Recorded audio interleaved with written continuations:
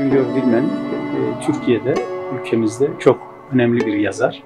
Böylesine önemli bir yazarın eserini aynı zamanda diğer ülkelere de tanıtmak istedik.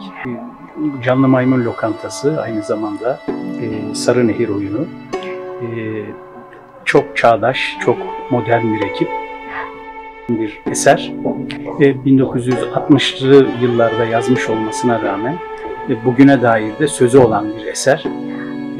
Çok köklü bir tiyatro, Kamal Tiyatrosu'nda sahnelemekten oldukça memnun oldum.